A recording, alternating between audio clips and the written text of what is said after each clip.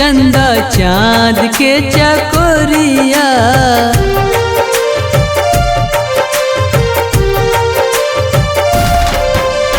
याद बड़ा आवेलू तू दिल के भीतरिया।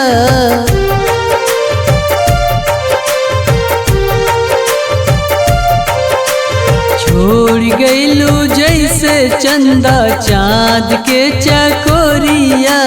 याद बड़ा आवेलू तू दिल के भीतरिया। हो हमके पीरा प्रीतिया सतावे रानी हो। तोहर याद जब आवे रानी हो। तोहर याद जब आवे रानी हो।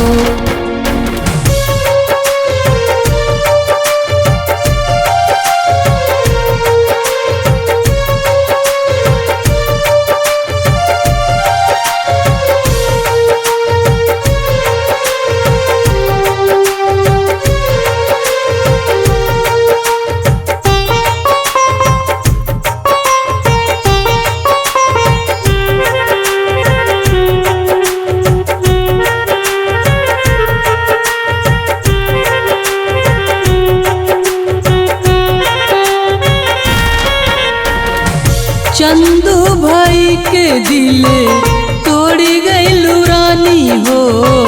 मरलू दीवाना के दिले बीचे छुरी हो।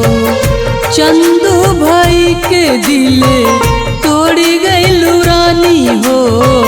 मरलू दीवाना के दिले बीचे छुरी हो। अब दिल के दर्दिया न सहा जाए हो। तोहर याद जब आवे रानी हो। तोहर याद जब आवे रानी हो।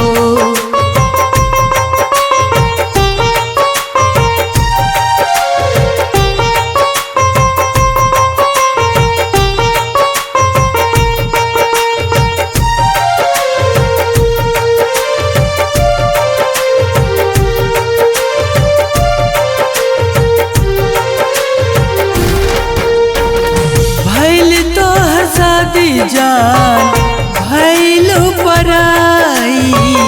तू ही बोला कैसे अपना दिल के समझाई। भैल तो शादी जान भैलू पराई। तू ही बोला कैसे अपना दिल के समझाई।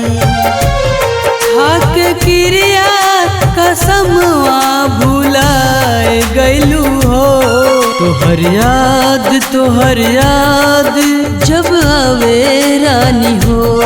तोहर याद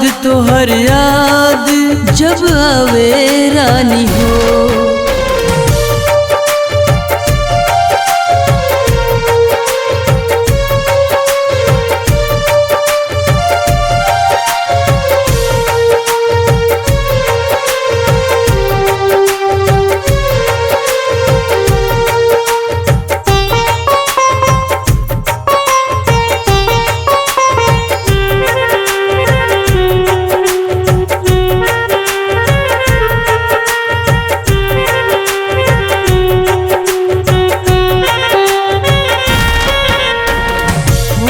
जवन कैले रहलू पूरा नाही कैलू। साथ जिए मरे के कसम काहे खैलू। वादा जवन कैले रहलू पूरा नाही कैलू। साथ जिए मरे के कसम काहे खैलू। काहे हो गईलू इतना पराई रानी हो। काहे हो गईलू इतना पराई रानी हो। तोहर याद जब आवे रानी हो। तोहर याद जब आवे रानी हो।